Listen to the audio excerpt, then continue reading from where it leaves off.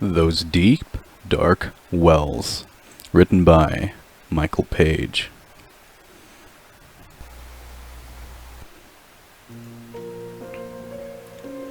The terrible thing happened at night, as most terrible things do. While I click-clacked away at my home job as a transcriptionist, I'd often watch the boys playing in the backyard. They'd be at it for hours, acting out some scene with foam swords and plastic guns, only stopping when the sun left to rise elsewhere. Seeing Mason happy made me happy. He'd finally found a friend. His father left us when he was 6 months old, and, more or less, held no role in his life.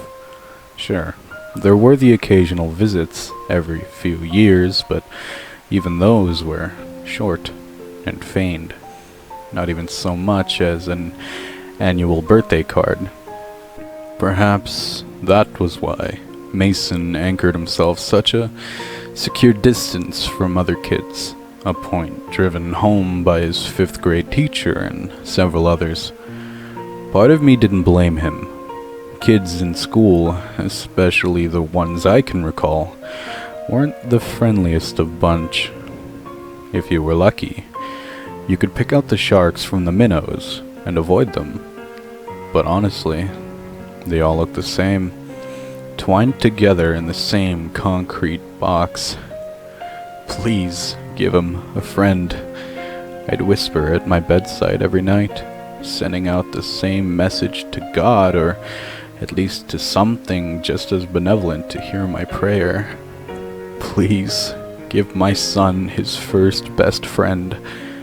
Then, one day, to my wonderment, Mason brought Todd home for a play date. He was a petite boy with mismatched clothes, unkempt hair, and the bluest eyes you'd ever seen. I was ecstatic, relieved that my son had finally cracked open his shell and found a buddy. I saw him at the park. Mason told me when I asked how they met. He was sitting alone at the swings, like he was sad. When he saw me on my bike, he waved, and I waved back. Then we hung out, and he was really cool. As he shared this, I couldn't help but smile at his excitement, so much deserved by the loneliest boy in the world. That night, they had a sleepover and passed out in the living room. From my bedroom, I could hear the muffled speech of our television, which they had left on. Sighing, I untucked myself out of bed and walked sluggishly down the stairs to them. Light from the screen pulsed and stretched over the sleeping boys. Mason was swaddled in his blanket on the floor, while Todd was curled up on the couch. I scanned for the remote, and after no luck, I moved to shut it off myself. Crick. A lone bag of chips crinkled under my foot. From the couch, Todd's shape twitched and then bolted upright. I meant to say sorry, but I was stopped short. When Todd jutted awake and opened his eyes, I couldn't see them. They hadn't rolled up in their sockets or slipped to their sides. They were simply gone. 2 holes of singular darkness. Todd had blue eyes, vividly blue eyes, but at that instant, not even the glow of the television reflected off those dark membranes, black as Santa's coal. Then, he blinked, and the eyes returned. Before I could say anything, his mouth stretched to a yawn, and his body slumped back into the cushions. I was stiff as a board, somewhat relieved I hadn't shrieked and woken them both up. My thoughts told me it was just a trick of the light, as did any speck of reason. Vision played games with you that way. I switched off the television and went back to bed. A few weeks later, on an especially windy evening, a knock came at the door. Todd was there as usual, seesawing on his soles patiently. "Hi there," I smiled. "Hi," he smiled, his thin neck cocked. "Can Mason come out and play?" Before I even had to answer, Mason already squeezed past me, still working one of his arms through his jacket sleeve. "Bye, Mom." I watched as they disappeared down the street. The rule was to be back before dark, and to their credit, the boys always returned just as the sky started to dim. On that particular outing, they came home with some cool rocks they found and dirt-clotted sneakers. By the time Todd was ready to head back home, it had fallen too dark for him to go alone. I gave him a ride, with both boys in the back seat. It wasn't a far drive, as his house was only a few streets away. Every so often, my eyes would slip back to the rear view and see Todd watching the street, Mason dozing off next to him. As we passed beneath the street lamps, a bar of light would creep through the window, roll over his face, and vanish over his head. The car suddenly rocked as my wheels rolled too hastily over a speed bump.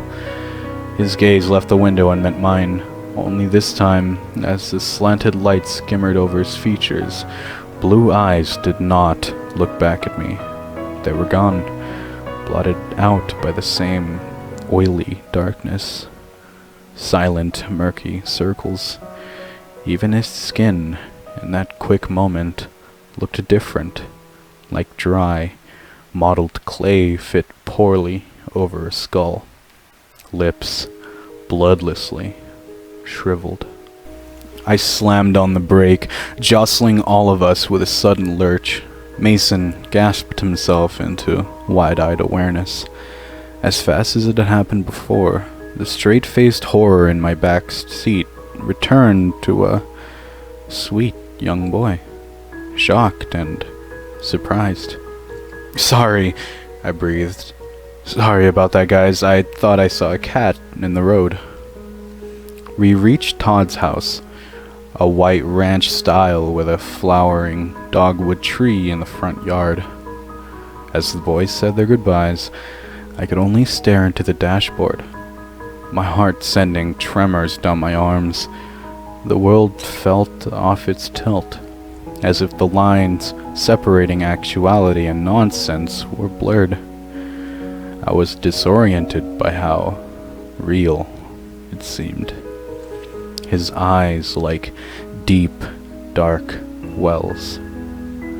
His unhealthy skin stretched and pulled like a death mask. My thoughts clashed with the fold of my brain that formed logic, and eventually, logic won. It was all in my head, period. But despite how far-fetched it sounded, I actively avoided eye contact with Todd, not even giving a sliver of opportunity for that oily pitch to return. If it even happened in passing glance or a quick double take, I'd be back to circling the rim of a mental collapse. A week later, I went to pick up Mason from Todd's house. I'd pulled up along the curb, texted, "I'm here," and waited for some time. There was no sign he read my message, nor did he answer any of my calls.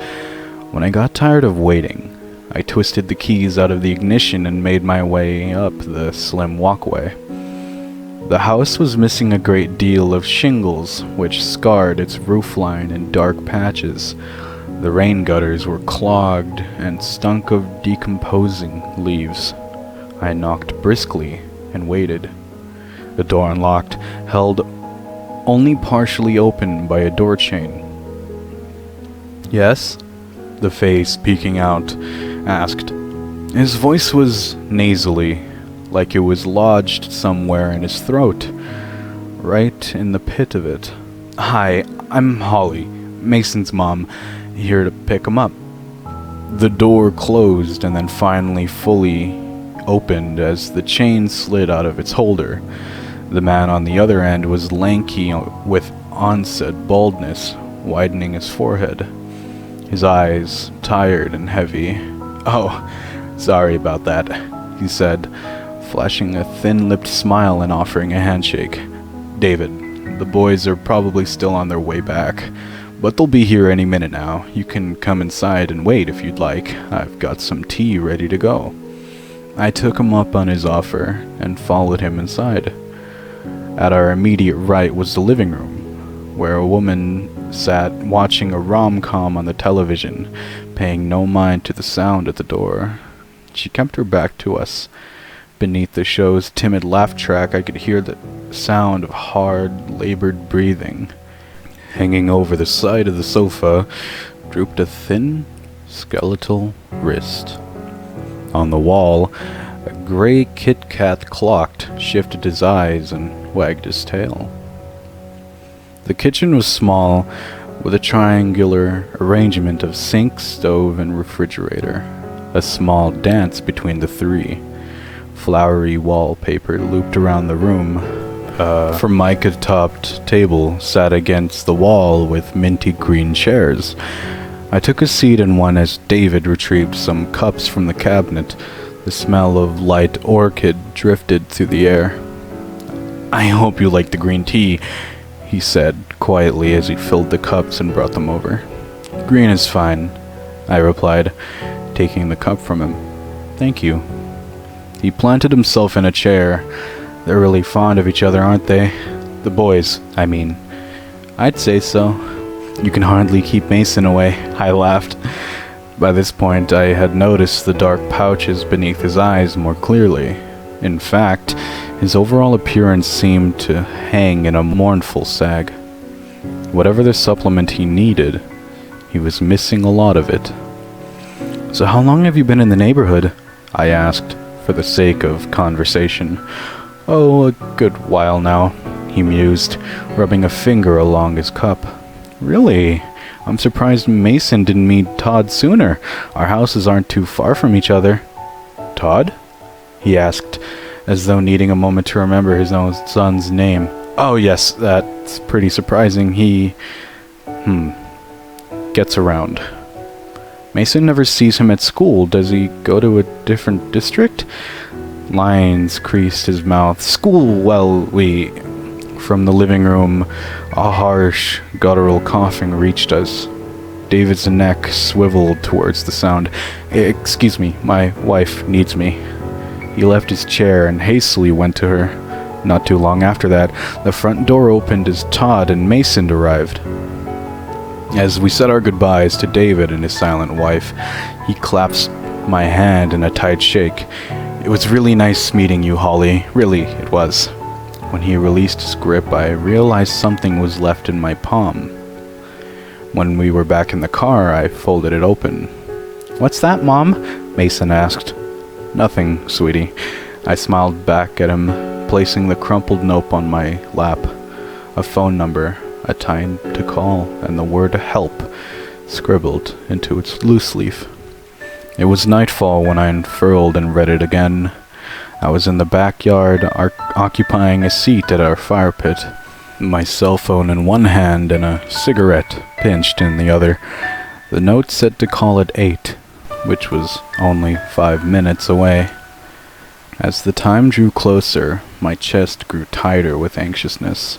Moments ago, I'd snuck into my room, pulled out the bottom shelf of my dresser, and unearthed a pack of Marlboros hidden there. 3 years I'd been without them.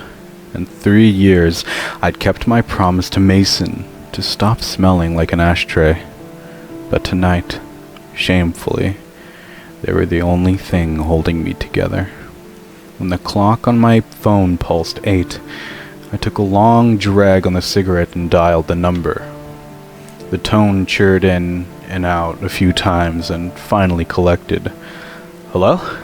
David's voice chattered on the other end. "Who is this right now?"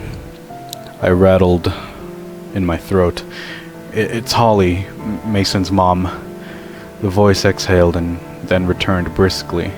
"I need you to listen to me, okay? Are you listening?" "Yes, I'm listening." "Keep it away from your boy."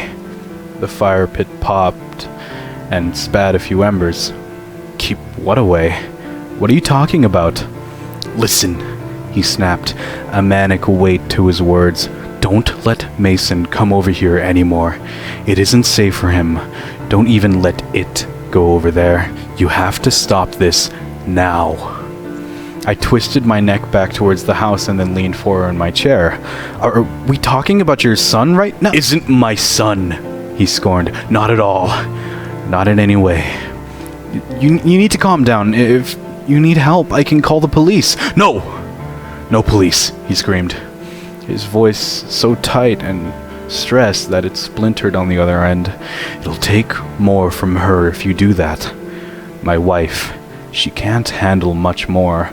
It's taking something from her. Taking something from me. We can't get rid of it now. It's too late for us. But not for you. You can stop this. He started to weep and muttered to himself. It came to our door to use the phone. Why did we let it in? Why did we let it use the fucking phone? Something stirred in his background. He paused and then whispered, "Keep it away from him." And then he hung up. I'm not sure how long I sat there, but it was long enough for the flames to shrink into powdery muns. When I entered the house again, Mason was on the couch on his tablet. "You smell weird," he said, taking note of me. "The fire pit," I lied, my thoughts too heavy to muster anything else. He flashed me a big smile and tactfully asked, "Can I have a sleepover at Todd's this weekend?"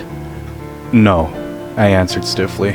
"That isn't going to work." "Why not?" he persisted. "Todd always sleeps over here. Why can't we do his?" "Because, Mason, I said no. End of story." He shot an icy look of defiance at me. "Fine. Then he'll sleep over here then." "No, he won't. We're going to take a break from Todd for a while." His jaw opened, flabbergasted. "You can't do that!" "I just did," I said, perhaps a little too matter-of-factly. As I walked back up the stairs, I could feel the burn of his eyes watching me on every steps. Both of our nights now ruined. David's deranged garble on the phone sat with me for the rest of the night. I had no idea what to do, what to fix, what to think. Keep it away. It isn't safe for him. The message so vague, but also desperately clear. I had to keep Mason safe. That was all that mattered. The next day, after Mason was back from school, I sat him down on the couch. "I'm sorry for last night," I said. "I was very stressed, but that is not the way I want us to speak to each other again, okay?" His eyes naturally scanned the floor. "Okay. I love you, Mason. And no matter what, I want you to be safe. So there are a few things I need to know about Todd. Will you do that for me?" He nodded again, sneakers softly kicking the backpack slumped on the carpet. "Did he ever act weird or strange to you?" His head shook. "What about his parents? Did he act different around them at all?" Same answer. I wasn't sure how to word the next question, but I did my best anyway. "Did he ever do something with his eyes this time?" Mason nodded. My heart squeezed itself smaller. I wanted so much to change the subject, to retreat to the kind cadence of sanity. But I had to know more. I had to protect my son. "What did he do with his eyes?" "A trick," Mason replied hesitantly. "He told me not to tell anyone, though." "You have to tell me." His lips crinkled, trying to keep the secret zipped up. Then he finally spoke. "He could make them disappear." I felt drugged by his words, my head feeling even lighter. Like all the logic in the world had just been raptured away.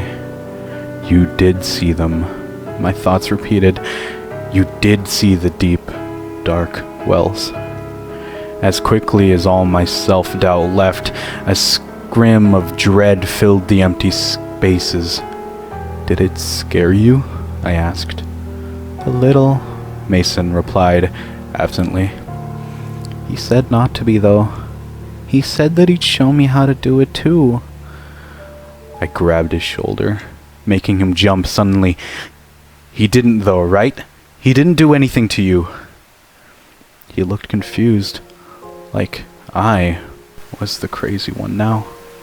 No. I know that he's your friend, Mason, but I need you to promise that you won't see him anymore. Mason's gaze flicked back to mine, his eyes wide with betrayal. What? His tears began to come down. Promise me, I repeated, the words like razors scraping down my tongue. I don't want to! Mason! After much hesitation, he tearfully replied, I promise. I hugged him, closed my eyes, and surrendered to the cruelty of it all. For the rest of the hellish week, I kept my ears tuned for the knock at the door.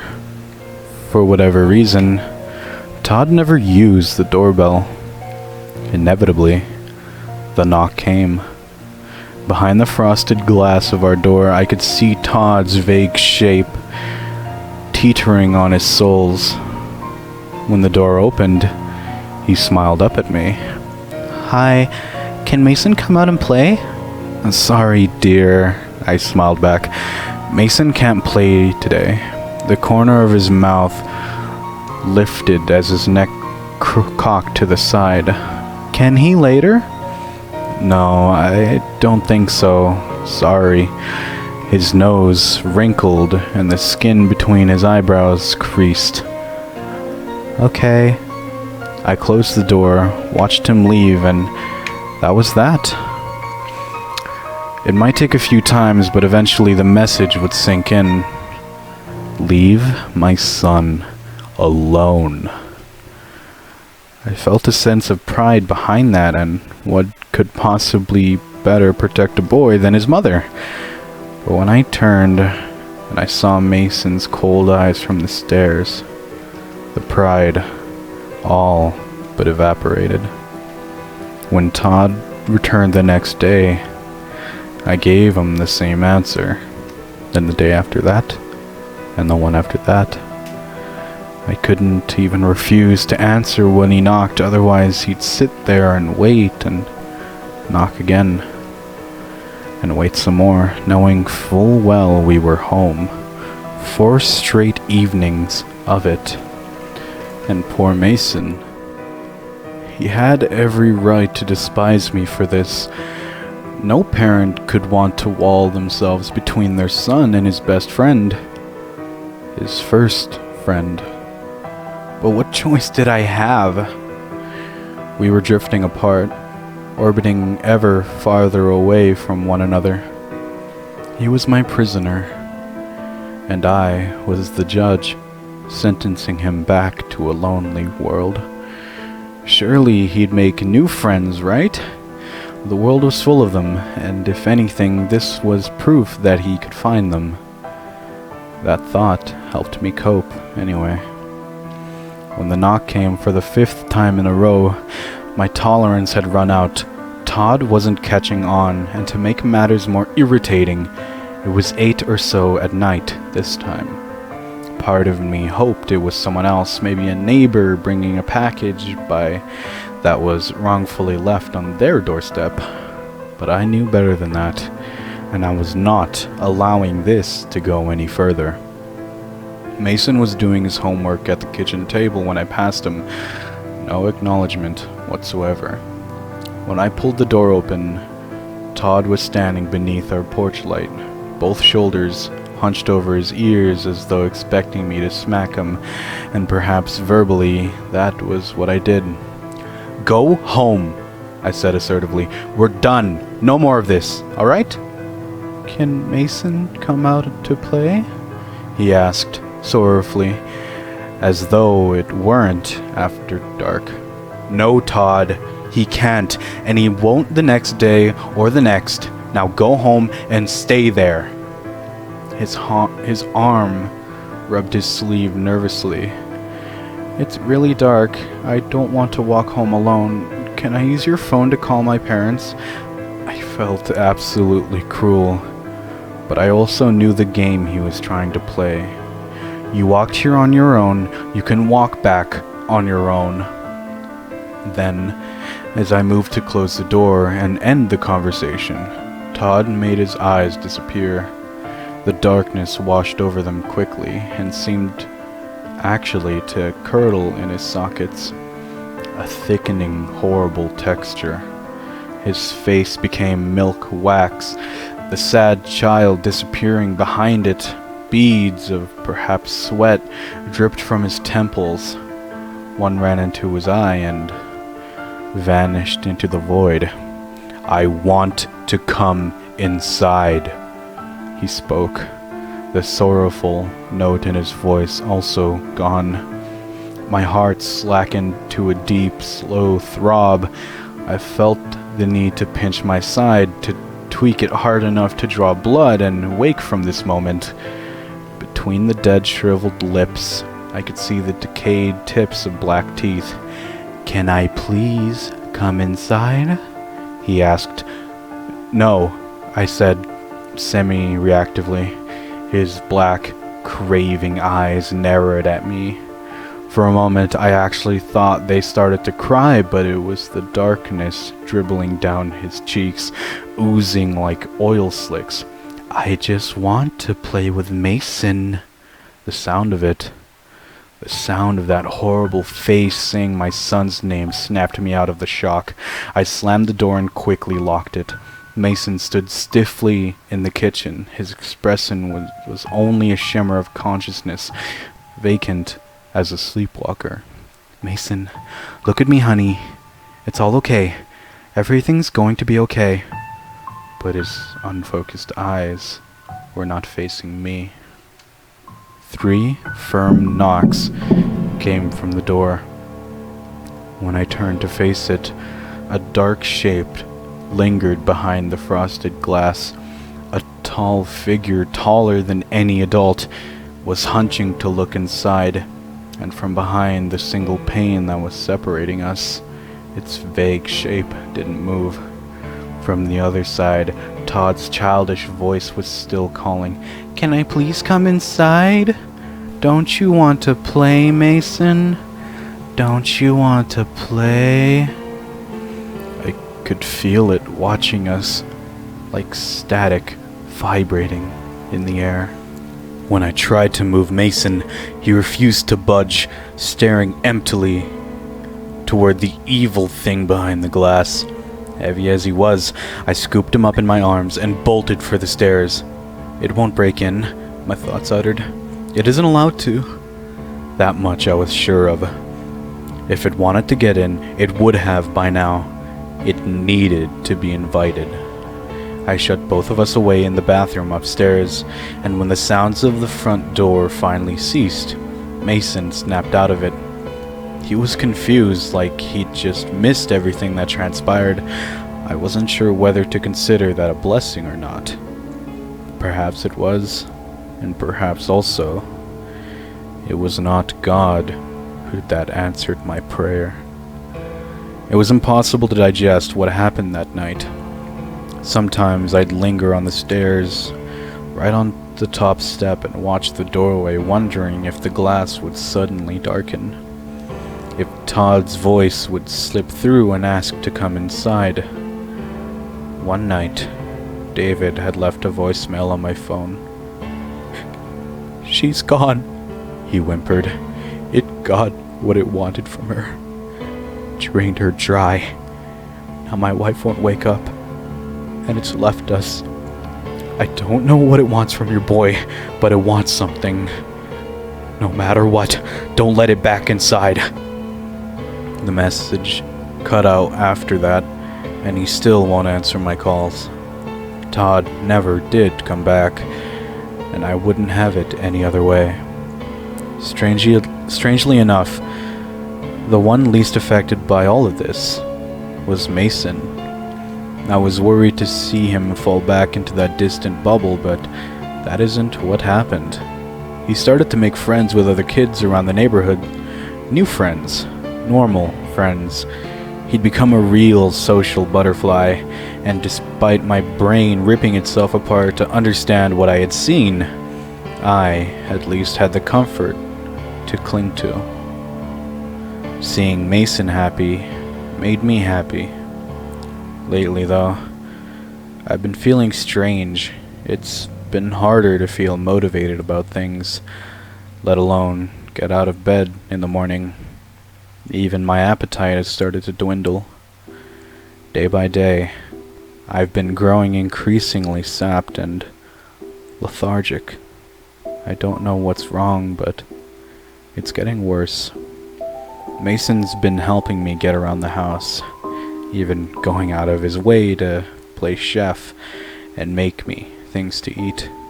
He's a good boy, but sometimes, dear Lord, I catch something in his eyes. Something that shouldn't be there. But it's only a trick of the light. Please, God, let it only be a trick of the light.